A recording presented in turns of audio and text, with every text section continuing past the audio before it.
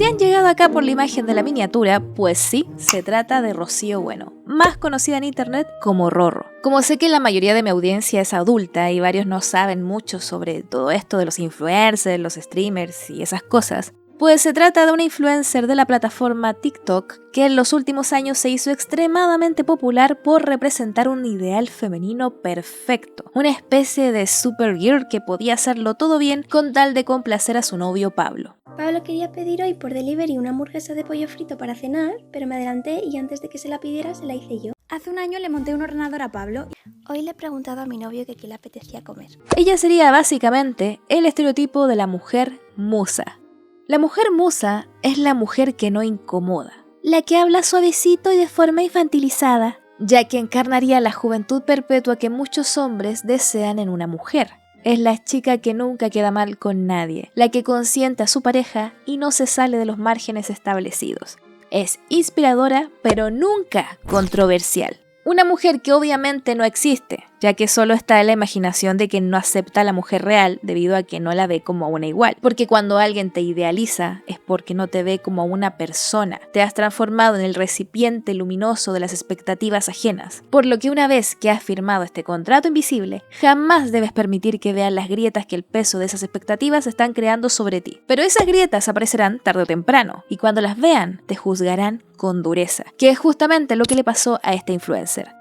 Una chica que creó este personaje de la mujer bella y perfecta que puede hacerlo todo bien, solo para que ese personaje se derrumbara debido a que nadie puede sostenerlo por mucho tiempo, destapando así la hipocresía de mucha gente. ¿Y por qué traigo su caso al canal? Porque me permite hablar del rol de la musa y la mujer idealizada en el arte, tomándola a ella como ejemplo, ya que esta influencer creó una imagen de sí misma basada en esta idealización femenina que ha sido un tema frecuente en la pintura, la poesía, el cine y la escultura, con esas doncellas inalcanzables, virginales y perfectas que están ahí para complacer cierta mirada masculina y nunca transgredir sus expectativas, para ser objetos de deseo por mezclar la pureza con la idealización. De ahí que la imagen de la Virgen en la pintura sea tan importante más allá de la religión, porque el rol de la Virgen es un estereotipo femenino que sirve para alimentar un discurso tradicional y engloba todo lo que un hombre conservador y machista desea en la figura de su mujer perfecta. La Virgen es la madre abnegada que lo cuida, lo escucha, lo apoya y lo complace, pero que nunca lidera, nunca toma las decisiones importantes y tampoco se ha entregado a otro hombre. Porque para este tipo de mirada masculina tradicional obsesionado con la musa perfecta rodeada de luz, una mujer virgen es mucho más deseable. Y como no pueden dejar de lado la maternidad asociada al rol femenino, deben inventarse a esta madre virginal ideal. Por algo no es raro encontrarte comentarios como estos en internet, donde declaran que no pueden sexualizar a estas mujeres idealizadas, ya que las ven como seres inalcanzables y perfectos. Mujeres para casarse, no para acostarse. Son seres imaginarios que estos hombres crean para su propio confort, como si ellas fueran hadas o elfas. El tema es que no existen las mujeres ideales, porque el ser humano no puede hacerlo todo bien. No será jamás un ser perfecto, por más que te dediques a crear una imagen idílica de ti misma en redes sociales, que obviamente es falsa. Y por eso las musas solo pueden existir en la poesía, la música y la pintura. Están en el terreno de la fantasía artística, no pueden ser reales porque entonces perderían ese velo mágico que las envuelve. Por ejemplo, cuando Rorro se da cuenta de que la estaban grabando mientras hablaba con su voz real, mientras reprendía a su novio, enojada, Fuera coñas, ¿dónde están mis zapatillas? No sé, ¿dónde están las zapatillas? inmediatamente vuelve a forzar su voz de niña inocente una vez se da cuenta de que la estaban grabando. ¿Dónde están mis zapatillas? Obviamente ella no puede dejar que la vean hablando enojada y con su voz real de mujer adulta, porque entonces perdería el apoyo de quienes la admiran por infantilizarse, las que la siguen por encarnar a esta fémina perfecta, su musa intachable.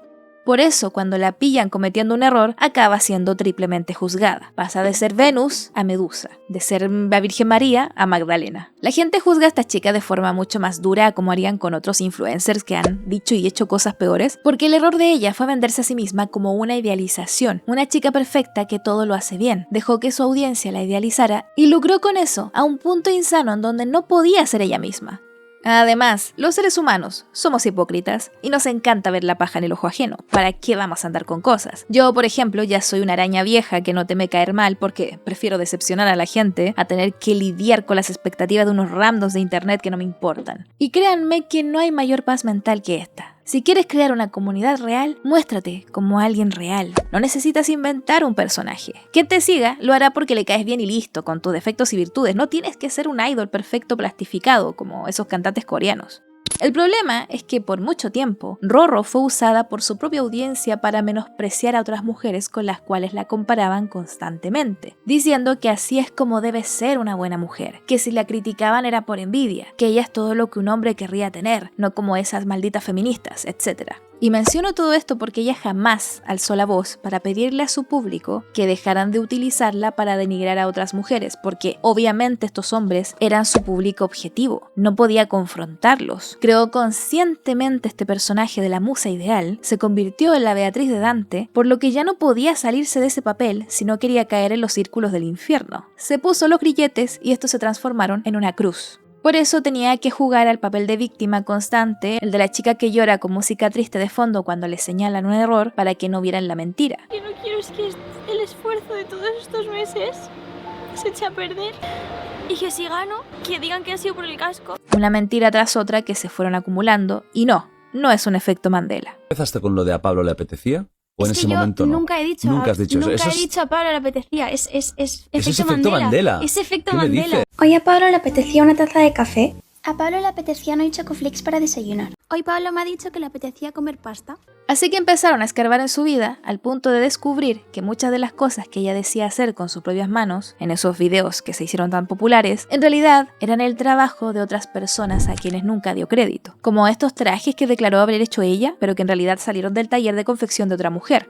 Lo mismo con el diseño de este bus, que también dijo que había hecho ella, pero en realidad es la creación de otra diseñadora. Pero, ¿por qué a tantos hombres, mayormente incels, misóginos y conservadores, les encanta tanto este tipo de mujeres? Porque la mujer idealizada, la musa, la doncella virgen o la heroína rescatada nunca debe ser una igual, solo una aspiración, un premio o un adorno. En la religión cristiana se dice que Dios creó a la mujer no a la par con el hombre, sino de su costilla, para que éste no estuviera solo.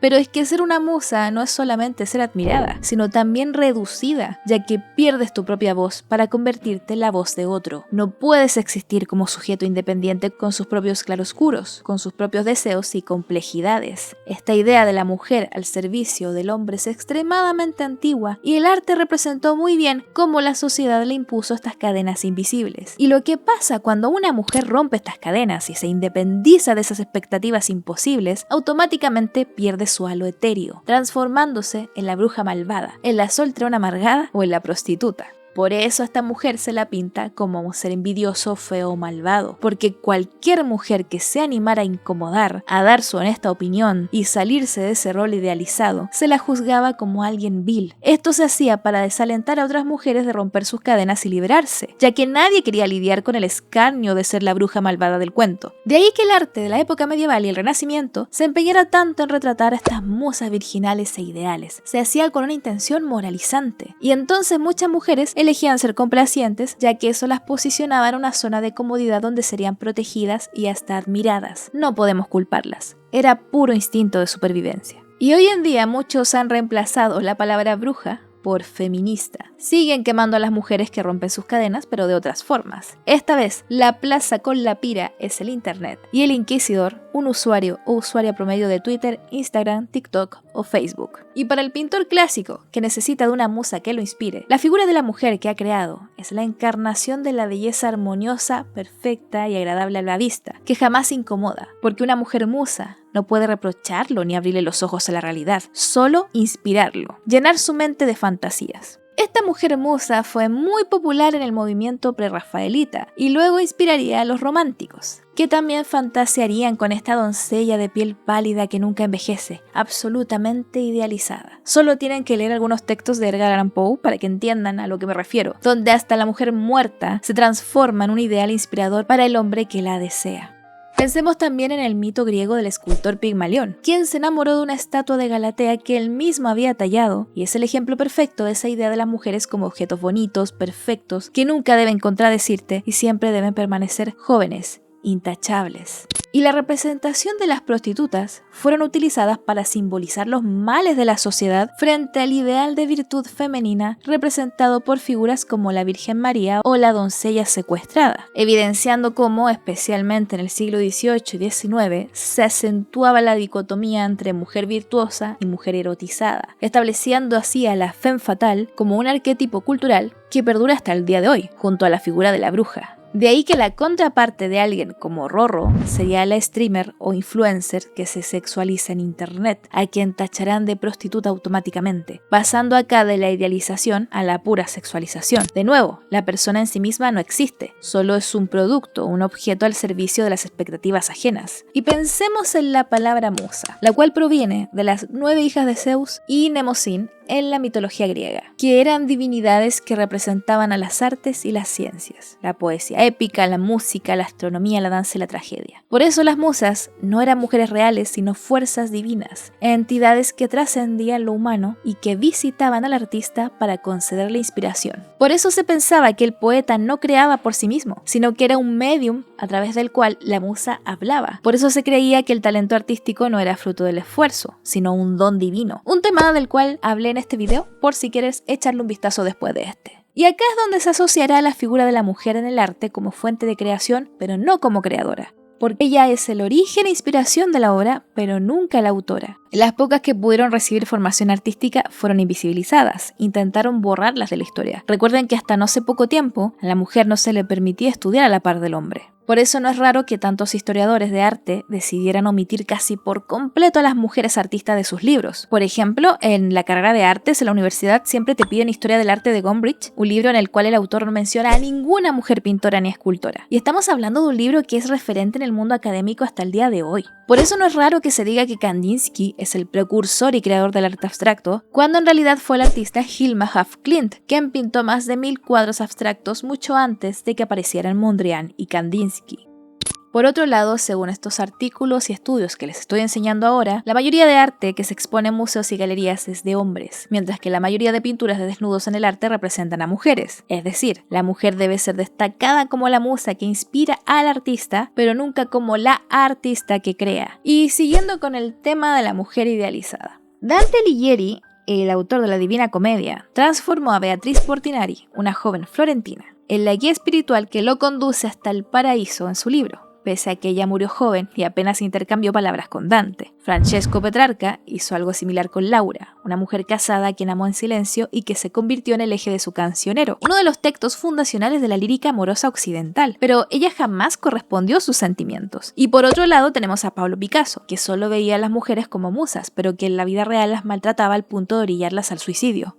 Por eso la musa no necesita existir como persona para cumplir su función. Basta con que exista como imagen, como proyección del deseo y la imaginación masculina, mientras que la mujer real, la que tiene sus propios deseos y contradicciones, resulta prescindible, ya que lo que importaba en el arte era la construcción simbólica que se erigía en torno a ella. De ahí que los artistas que decidieron romper con esta idealización y retratar a la mujer real, o más bien a la mujer como a una igual, eran súper criticados. Su obra fue tachada de fea y desagradable. Esto le pasó a Manet, precursor del arte impresionista, con su obra Olimpia. Lo que hizo Manet acá fue tomar como modelo la Venus de Urbino de Tiziano, pero en lugar de retratar a una diosa mitológica inalcanzable, decidió pintar a una mujer real, una cortesana, una mujer de su tiempo, con defectos incluidos, de espíritu independiente y que mira fijamente al espectador, como si lo desafiara a decirle que no merece estar ahí. La obra fue recibida con burlas y críticas, tanto que hasta hubo que poner guardias para proteger el cuadro de un público indignado que solo quería destrozarla, porque les molestaba que la protagonista del cuadro tuviera una mirada desafiante, en vez de ser solo una alegoría pasiva, hecha para agradar y complacer.